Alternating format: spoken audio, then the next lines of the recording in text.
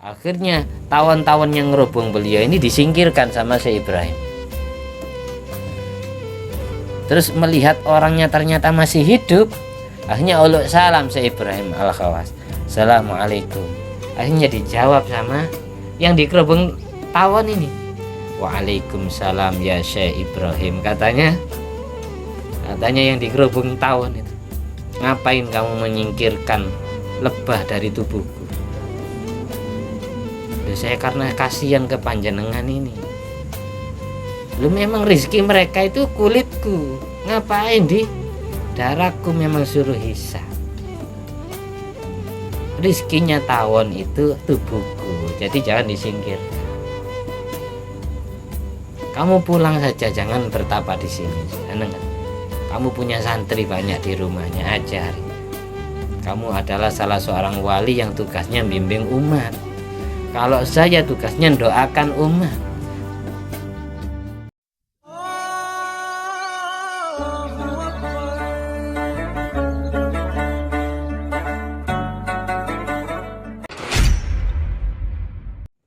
Assalamualaikum warahmatullahi wabarakatuh. Waalaikumsalam. Alhamdulillahirabbil alamin alladzi bi ni'mati tatimmus sholihat wa bi dzikri sholahi tatanazzalu rahmat wal barakat wassalatu wassalamu ala sayyidi sadat sayyidina maulana Muhammadin qutbil qadat wa ala alihi wa ashabihi alan jumi zahirat amma ba'du. Rabbi syrah li sadri wa yassir li amri wa hlul 'uqdatam min lisani yafqahu qawli. Rabbi zidni ilma warzuqni fahma. Allahumma iftah alaina futuhal arifin waj'alna khalisatan liwajhikal karim. Allahumma arzuqna fahma nabiyyin wa ilhamal malaikatil muqarrabin. Allahumma nawwir qulubana bi nuri hidayatika kama nawwartal arda bi nuri syamsika. Rabbana anfa'na bima 'allamtana. Rabbi 'allimna allati yanfa'una. Rabbi faqina wa faqih alana wa qarabatina wa ashabin lana fi dinina. Allahumma salli ala sayyidina Muhammadin wa ala ali sayyidina Muhammad wa sallallahu alaihi wasallam.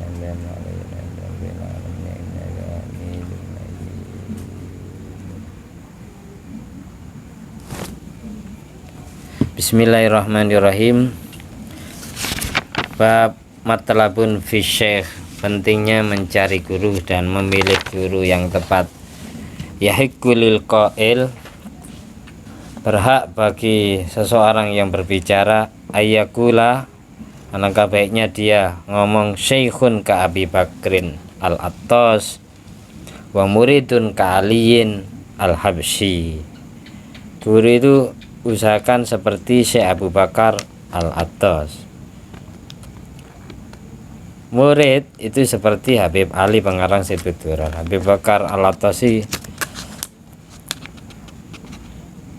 masih anak cucunya Habib Abdurrahman al-Attas. Al-Attas itu berarti mulai sebelum lahir sudah bersin-bersin dan suaranya didengar oleh orang-orang yang ada di luar. Jadi ibunya beliau, neneknya itu hamil mbahnya, di dalam perut itu terdengar suara bersin, suara wahing. Hanya semuanya mencari-mencari, ternyata datangnya suara bersin itu dari perut ibu. Jadi ketika anak itu lahir dijuluki Attas. Kalau Al-Habsyi itu karena merantau ke tanah Habasyah, negara Ethiopia, Eritrea. Jadi maksudnya makalah ini, wa illa, jika tidak demikian fala, maka tidak layak jadi guru dan tidak jadi murid. Maksudnya gini, jadi seorang guru itu usahakan soleh, jadi murid juga soleh. Keduanya sama-sama mengamalkan ilmu.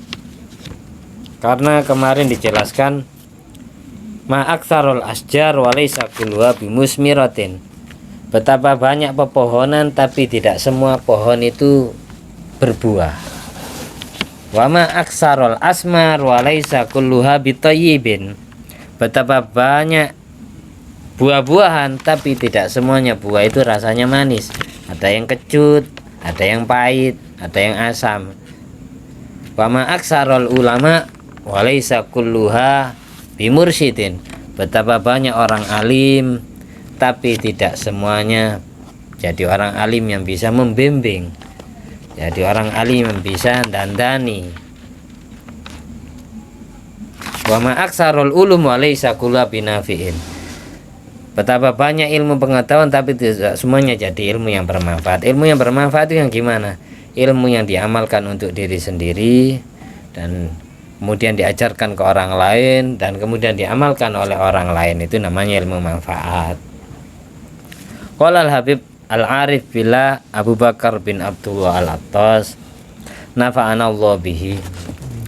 Lau annal murida sadaqa fi iradati. Kalau ada orang yang ingin sampai kepada Allah, atau istilahnya murid itu jujur di dalam kemauan menuntut ilmunya, lawajada syekhul musallik, maka niscaya dia akan selalu menemukan guru yang membimbingnya, wakifan, berdiri, ala babi darih, di depan pintu rumahnya. Maksudnya gini loh, jadi seorang murid itu harus merasa selalu diawasi oleh guru, karena guru yang wali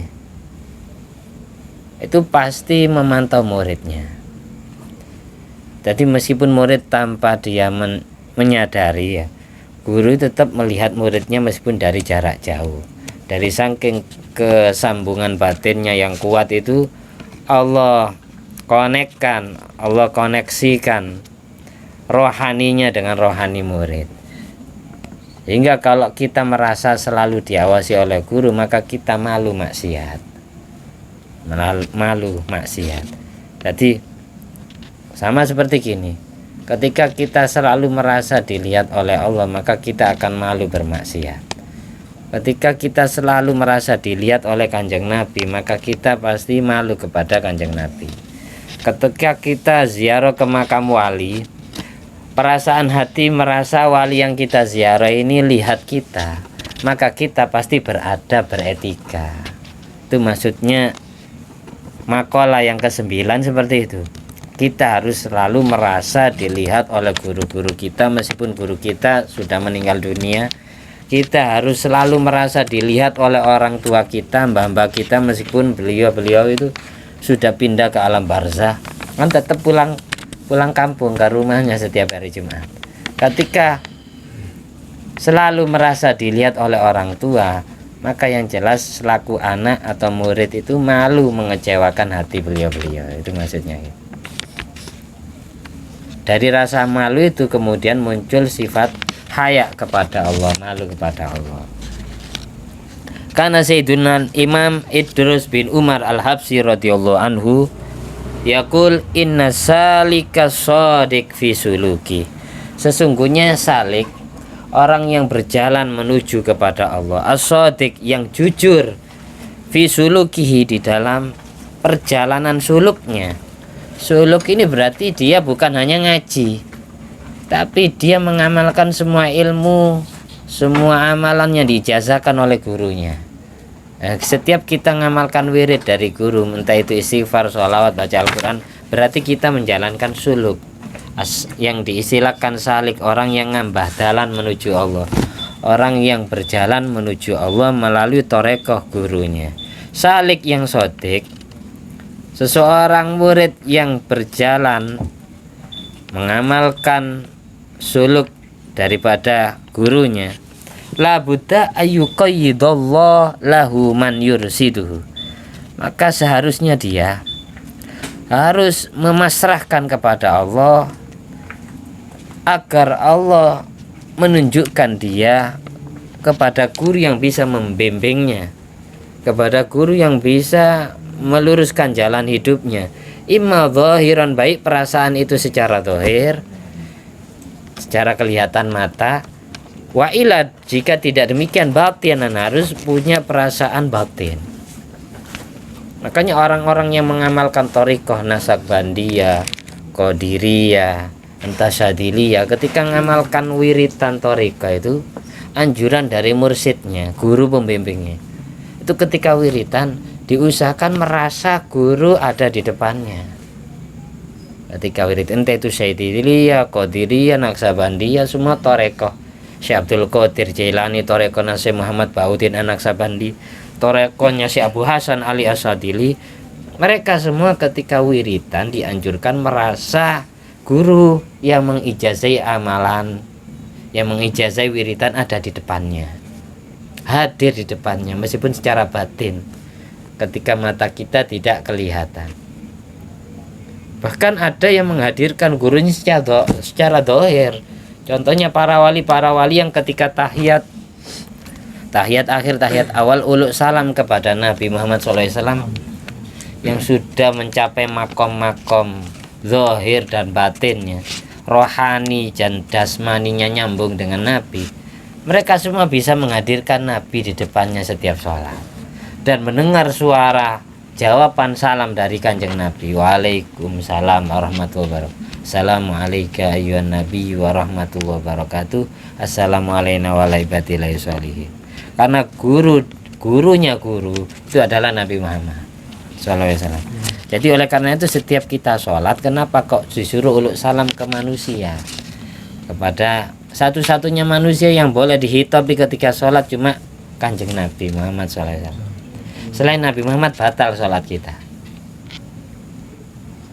Batal sholat kita. Assalamualaikum, semoga keselamatan untukmu. Bahasa kamu berarti ngomong dengan manusia kan. Sementara sholat itu kita itu nyembah Allah. Tapi kenapa kok tahiyat itu kok alaika? Alaika di sini kepada Nabi Muhammad, bukan kepada Allah. Assalamualaikum ayyuhan nabiyyu warahmatullahi wabarakatuh. Semoga keselamatan dan barokahnya Allah dan kasih sayang Allah untukmu ya Rasulullah, untukmu Nabi Muhammad. Satu-satunya manusia yang harus dihitapi ketika sholat cuma Nabi Muhammad. Berarti Allah, Nabi Muhammad ini sebanding, sejajar. Wa rafa'na laka dzikrak. Setiap nama Allah disebutkan, di situ pasti ada Nabi Muhammad. Asyhadu alla ilaha illallah, asyhadu anna Muhammadar Rasulullah. At-tahiyatul mubarakatuh sholatu thayyibatu lillah. Assalamu alayka ayyuhan nabi wa rahmatullahi wabarakatuh. Wa rafa'na laka dzikrak, sebagaimana di Al-Qur'an. Jadi biar hadir Kanjeng Nabi, biar kita merasa dilihat oleh Allah dan merasa dilihat oleh Nabi Muhammad SAW. Zahir dan batin kita. Faqad yakunu lahu mulahidun min haitsu la yash'ur. Kadang guru-guru kita itu selalu melihat kita meskipun kita tidak merasa dilihat. Orang-orang tua kita yang meninggal dunia itu kadang melihat kita meskipun kita tidak merasa dilihat. Kayak ada CCTV-nya. Kadang ada para wali itu ketamuan seseorang, beliau itu kayak ada CCTV-nya, tahu hajat tamu itu apa sebenarnya, tapi untuk menutupi makam kewaliannya pura-pura nanya, dari mana panjenengan, untuk apa kesini, tujuannya apa. Saya pernah menyaksikan sendiri Al-Maghfurah Ki Abdul Alim bin Abdul Jalil. Saya sama almarhum bapak saya itu sowan, dan di situ banyak orang yang bahasanya Madura, cuma yang bahasanya Jawa cuma bapak saya. Ketika saya baru mondok, setiap orang itu ditanyai bahasa Madura sama yai. Dari mana? Tapi bahasa Madura. Dari Bangkalan Kiai. Dari mana? Dari Sampang. Tujuannya apa? Untuk apa? Dari mana? Dari Probolinggo. Bahasanya Madura. Ketika sampai di almarhum bapak saya, Al-Maghfurah Abdul Alim, itu langsung ganti bahasa. Dugi pun di panjenengan yang asalnya bahasa Madura, otomatis gantinya. Setelah bapak saya selesai ditanya, ini kiai saya nitip anak saya mondokkan ke sini, tolong doakan. Oh ya, ayo, amin semua, saya mau doa katanya Lim. Setelah itu, tapi doanya tidak keras, entah doa apa beliau, yang penting kita amin semua. Setelah bapak saya selesai, pindah ke orang sebelah, ganti bahasa Madura lagi kiai. Kok bisa tahu ini orang ini bahasa Jawa, ini Madura, ini tidak tahu Madura Jawa, kok bisa tahu? Otomatis ganti. Berarti para wali Allah sebenarnya tahu, meskipun tanpa nanya itu tahu. Ada cerita Syekh Ibrahim Al-Khawas. Syekh Ibrahim Al-Khawas suatu saat datang ke puncak gunung, ketemu orang sedang dikerubung tawon, dikerubung lebah. Jadi mulai ujung rambut sampai kaki ini menjadi sarang lebah dan dilumuri madunya tawon. Syekh Ibrahim Al-Khawas. Karena beliau ini tidak mau dihormati orang, karena di rumah beliau punya santri dan banyak orang yang minta barokah beliau, minta doa, minta air. Beliau tidak cinta seperti itu, tidak senang dimuliakan seperti itu. Akhirnya beliau ingin bertapa di puncak gunung. Sesampai di gunung ketemu orang yang sedang dikerubung tawon dan dilumuri madu seluruh tubuh beliau ini jadi sarang lebah. Akhirnya tawon-tawon yang ngerubung beliau ini disingkirkan sama Syekh Ibrahim. Terus melihat orangnya ternyata masih hidup, akhirnya uluk salam Syekh Ibrahim Al-Khawas, Assalamualaikum. Akhirnya dijawab sama yang dikerubung tawon ini, Waalaikumsalam ya Syekh Ibrahim. Katanya yang dikerubung tawon itu, ngapain kamu menyingkirkan lebah dari tubuhku? Saya karena kasihan ke panjenengan ini. Lu memang rezeki mereka itu kulitku, ngapain di darahku memang suruh hisab. Rizkinya tawon itu tubuhku, jadi jangan disingkirkan. Kamu pulang saja, jangan bertapa di sini. Kamu punya santri banyak di rumahnya, ajari. Kamu adalah salah seorang wali yang tugasnya bimbing umat. Kalau saya tugasnya doakan umat. Jadi tawon yang menghisap tubuhku itu tidak aku anggap rasa sakit, tapi aku anggap kelezatan. Karena sengatan-sengatan itu tadi untuk menanggung dosanya orang alam yang saya doakan. Orang-orang yang ahli maksiat itu saya doakan biar diampuni dosanya. Sebagai gantinya tubuhku yang disengat tawon, yang jadikan sarang lebah. Kamu jenengan kok tahu nama saya Ibrahim? Terus jawabannya orang yang digerbong tawon itu kepada beliau gini, Man arafallah lam yakfa alaihi syai'. Orang yang sudah kenal dengan Allah, tidak ada satupun yang samar isinya alam semesta ini. Allah yang ngasih tahu, Allah yang SMS hati saya. Kalau namamu adalah Ibrahim, sudah kamu pulang saja. Jangan usah ganggu tawon yang merubung tubuhku. Itu ada yang walinya Allah yang jadi paku bumi tugasnya seperti itu. Wali-wali yang mastur. Makanya para wali itu jumlahnya 124.000 seluruh dunia. Sama seperti jumlahnya para nabi. Para nabi itu 124.000, yang jadi rasul 313. Berarti wali itu ada yang viral 313, ada yang mastur yang tersembunyi, nampak seperti orang biasa, jualan di pasar, jadi petani, pedagang, tukang becak, tukang angkot, tukang bis bisa jadi. Ada yang di hutan, di laut, di sawah, ada yang di gunung kayak yang barusan, macam-macam. Ada yang tidak semuanya wali itu ngajar ilmu. Ada yang wali bagian doakan, itu ada.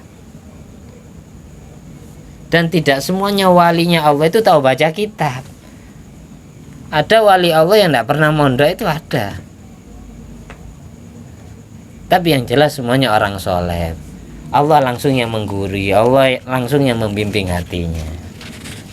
Seperti itu. Jadi jangan sampai salah paham, dikira yang jadi wali itu harus santri. Nah, belum tentu. Harus ustadz, harus gus, harus kiai, belum tentu.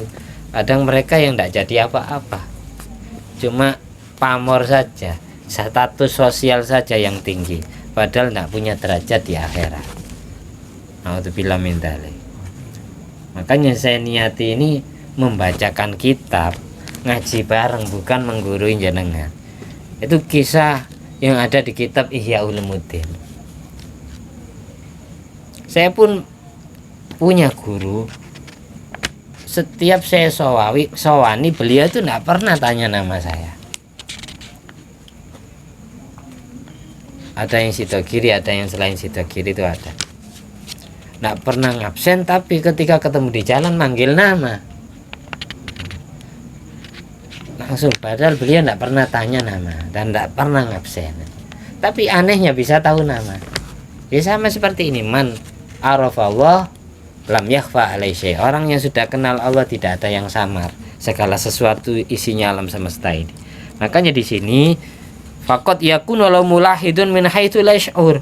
Kadang guru-guru kita itu selalu memantau kita 24 jam padahal kita tidak merasa dipantau. Dilihat muridku sedang apa sekarang. Allah yang ngasih tahu dari kejernihan hatinya sehingga bisa menembus, bisa menerawang jarak jauh.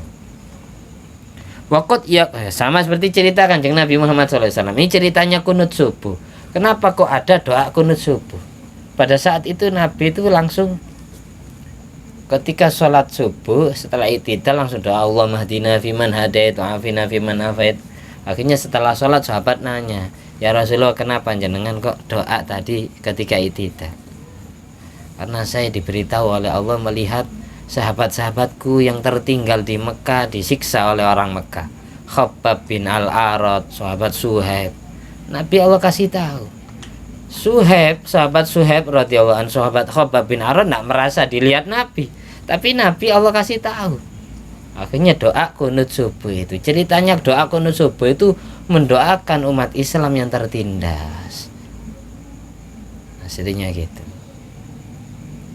Pasnya kejadiannya pas subuh disiksa, kukunya dicabut, dipukuli, dinyos pakai api panas, disuruh membuang imannya, tapi mereka kuat kokoh. Nabi menangis pas doa itu. Waqad yakunu ghaiban la ya'rifu wa la yajtami'u bi. Terkadang gurunya itu gaib dari dirinya, tidak hadir bersamanya. La ya'rifu, dan si murid tidak tahu dan tidak merasa berkumpul dengan gurunya. Waqad yakunu min ahlil barazih asy-syarifah. Kadang gurunya sudah meninggal termasuk golongan ahli barzah, tapi selalu melihat murid-muridnya, santri-santrinya. Wali-wali itu yang jelas melihat semua orang yang hadir ke hallnya, ziarah ke makamnya, sehingga ikut didoakan dan disyafaati. Jadi tujuan hadir ke haulnya wali itu biar besok di akhirat kita dapat syafaat dari wali tersebut. Wa minhum man takunu laul mulahadha minan nabi sallallahu alaihi wasallam. Di antara mereka ada yang selalu merasa dilihat oleh Rasulullah. Wa yakunu syaikhahu. Ketika sudah merasa dilihat oleh Kanjeng Nabi, meskipun Nabi Muhammad SAW sudah meninggal dunia, jadi Nabi Muhammad menjadi gurunya secara tidak langsung. Alima aulam ya'lam, baik dia sadar maupun tidak sadar, baik dia merasa dilihat Nabi maupun tidak merasa dilihat Nabi, baik dia pernah tahu Kanjeng Nabi wajahnya kayak apa meskipun ataupun tidak pernah tahu, tidak pernah mimpi, tapi hatinya Allah kasih tahu Nabi hadir, tercium aromanya. Karena indera batin itu fungsi. Makanya setiap wiritan apa saja, baca Al-Quran, baca sholawat, sesudah selesai wiritan itu jangan lupa tahan nafas 3 kali atau 5 kali atau 7 kali atau 9 kali. Jadi gini, jadi setiap selesai wiritan, selesai sholawatan itu kita jangan langsung selesai. Jadi langsung sedot nafas dari hidung, tahan, keluarkan, tahan ya, keluarkan dari mulut, Allah, nyedot pakai hidung, Allah gitu, tahan nafas, setelah itu keluarkan dari mulut. Itu sampai 3 kali, 5 kali, 7 kali, sampai 9 kali, terserah. Tujuannya apa? Biar semua cahaya sholawat, cahaya zikiran, cahaya Al-Quran yang kita baca tadi menyebar ke seluruh tubuh kita, jasmani rohani kita, terutama indera batin, panca indera batin. Ketika jasmani kita punya panca indera, peraba, perasa, pencium, penglihatan, dan pendengaran, hati kita juga Allah kasih seperti itu. Biar indera batinnya juga fungsi sama seperti indera dohir. Indera dohir kita bisa melihat, bisa mendengar, bisa merasakan, dan bisa meraba, indera peraba, perasa, penciuman, pendengaran, dan penglihatan. Terakhir itu indera penglihatan. biar 5 panca indera dohir dan batin ini fungsi. Makanya disuruh tahan nafas. Setiap habis wiritan apa saja itu langsung nyedot nih, pakai hidung. Tahan. Nanti terasa sini, punggungnya terasa adem. Itu berarti mulai menyebar. Cahaya itu mulai menyebar. Tahan sekuat nafas. Kalau sudah tidak kuat, keluarkan dari mulut. Allah. Terus seperti itu sampai 3 kali, 5 kali. Coba wis buktikan. Itu biar apa? Biar indera batin kita fungsi kayak indera dohir. Nanti terakhir indera penglihatan batin itu terakhir.